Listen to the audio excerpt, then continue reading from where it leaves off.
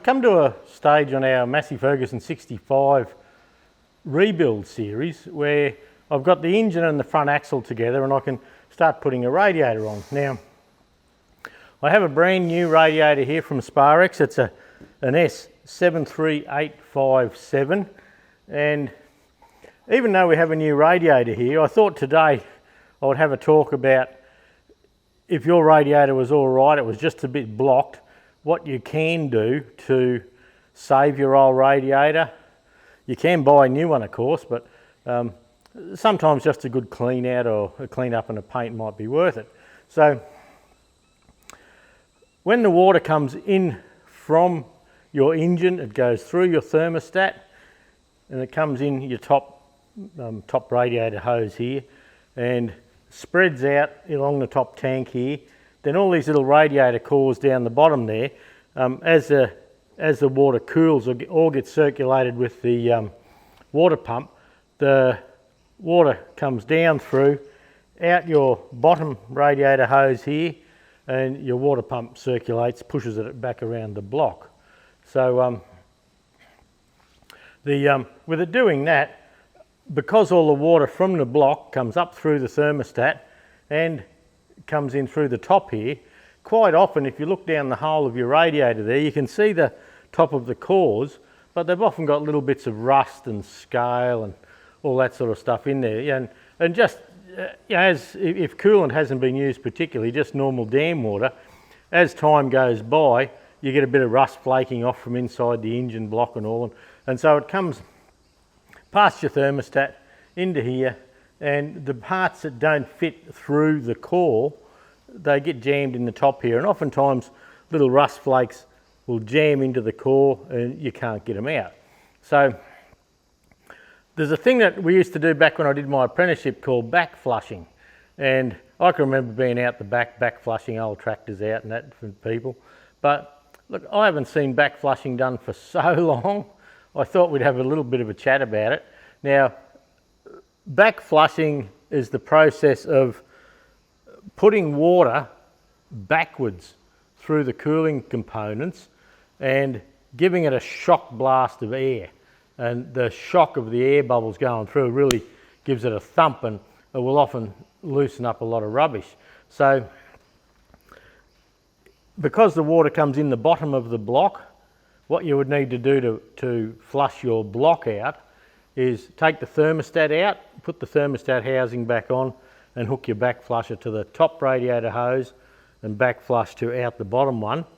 And to reverse flow in your radiator, we need to put water in the bottom, so fill from the bottom and blast out the top. So all these little bits of rubbish that may or may not be caught in the top of your radiator cores just get shock blasted out of there, and if your radiator is not leaking, it may give you another good run with it. So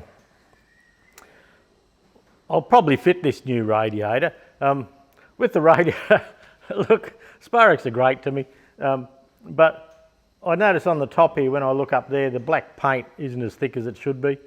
I actually get these radiators before I put them in place.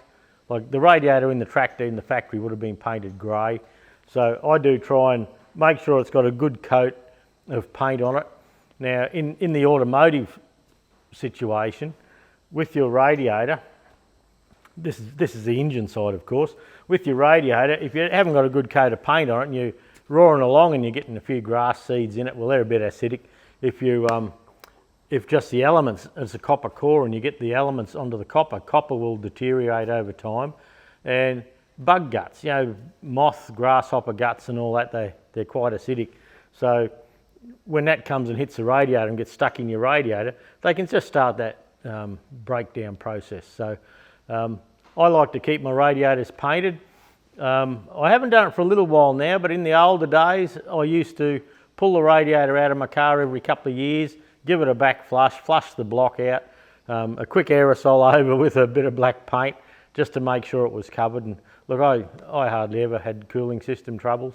So anyway, well, the old radiator out of the tractor, I've got it set up out the back, and I'm just going to show you what back flushing looks like, and it may help you out. Now, the black back flushing device, I got a bit of aluminium, a bit of stainless, and look, it was just a bit of rubbish stainless I had. It was an off-cut off something. I put it in the lathe, and I've put a couple of different sizes to represent a couple of different size radiator outlets. So I did that, and the local stainless steel place that I use, they get involved in the food industry. So you'll probably all recognise that as a nut off the food industry or off the dairy, off the old milk fittings. And there's your big coarse nut off them as well. So the camera keeps blinking, but yeah, so there's the nut as well. So what I did, I turned this piece of stainless down, had it as open as much as I could. The male thread on the dairy fitting comes out over the top, and there's normally a seal there anyway, a rubber seal, and so that just comes up the top there. I bought the nut to suit, and they actually had a blanking plate to suit. So I just tapped and threaded them 1/4 and 3/8 BSP taper, and that gives me the fitting I need to do what I'd like to do. Now, this is a standard garden hose fitting. This is a standard airline fitting, and I've got my little adapter on here with a tap on it, because once we put water through here and we know the cooling system's full, then I can just go woofo and just really bang some air in and try and blow and loosen all that scale up. So look, it's a homemade tool. You can buy them, but I just haven't seen them for ages. John Deere had a plastic one. It looked like a big bubble. They worked fine. I used them for years when I was working for John Deere. I have seen in old school garages like an aluminium one.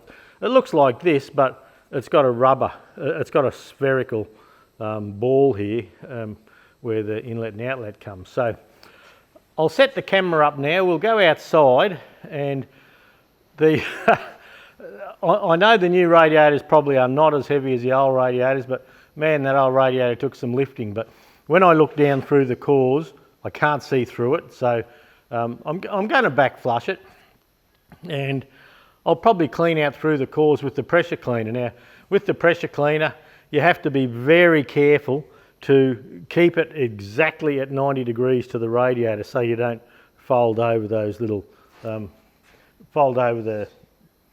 know what you call them, fins. Fins is the word, yeah. So we'll go out, shift the camera, get set up, and look, I'll just show you how to do it. Okay, I've got it's a bit of a funny spot to be, but I'm trying to keep out of the wind for the microphone.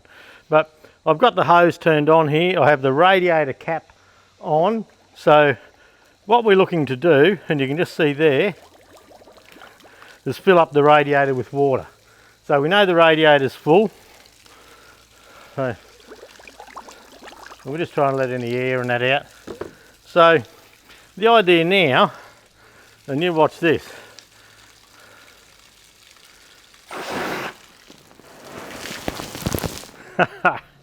So that blast is what we're looking for to clean the radiator out. So you let the hose go again until it's full, and you can just see, I might take you off the stand for a moment,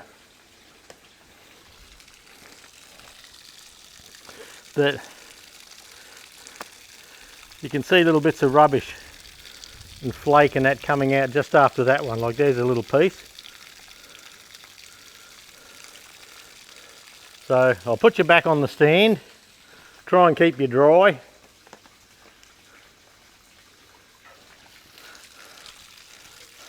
And we'll go again.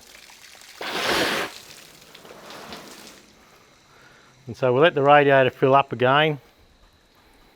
I've got him turned off. There we go. Quite a bit more rubbish coming out.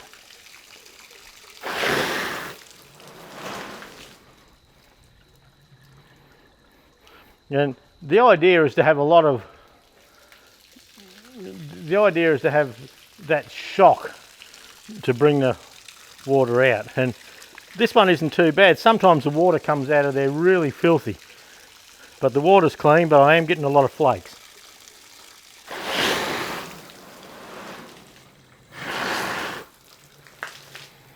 So we'll let him fill up again. There's the air compressor. So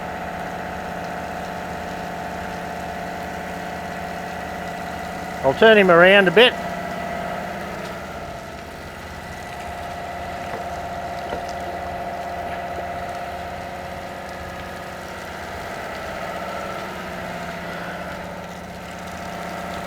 So you can see the water's, it's clean water coming out, but there's little rusty flakes coming, so we know we're loosening it up. I'll try and the idea is to keep doing this until you actually get a nice clean sample. That was up on the shed of the roof.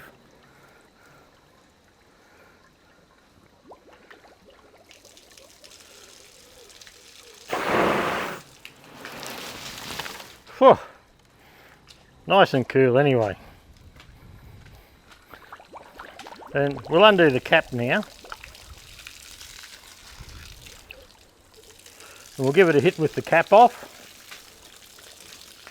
I'll try and let it fill up a little bit.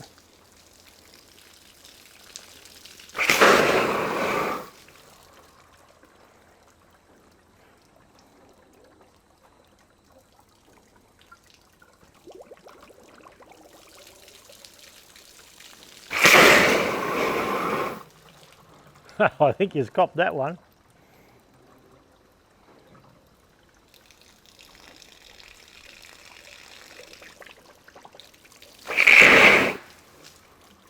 So you can get the gist of it, I'm hoping.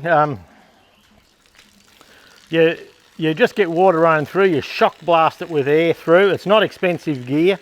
You do the same with the engine block, but you take the thermostat out, you bring water in the top and let it shoot out the bottom. So blocks, like the water just comes out black quite a bit. So I'll see, what's your lens looking like? Your lens is looking pretty shitty there. I'll just give you a bit of a wipe up. So that's what we did when I was an apprentice in the 70s. It was just a way of flushing your engine out, flushing your radiator, servicing your cooling system.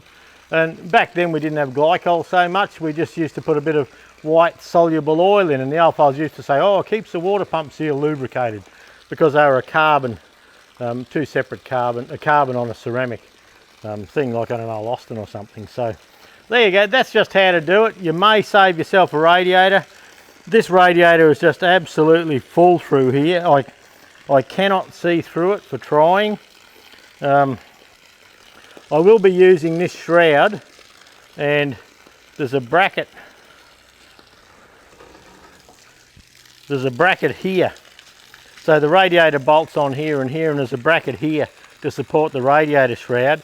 There's another bracket there that's broken off, so we have to fabricate that. So there you go, that's back flushing a radiator. Bit old school. This actually seems to have pretty good flow, and there's a lot of rubbish coming out, so it may even be worth me cleaning it up, you know, putting a bit of degreaser on and cleaning it up. And I haven't had a good look on the other side for a bit, but I just found a stick in there anyway. And yeah, you can straighten up all the fins with a like with a screwdriver, just to make sure you've got good airflow. But look, there's new ones available, but if you can save your old one, why not?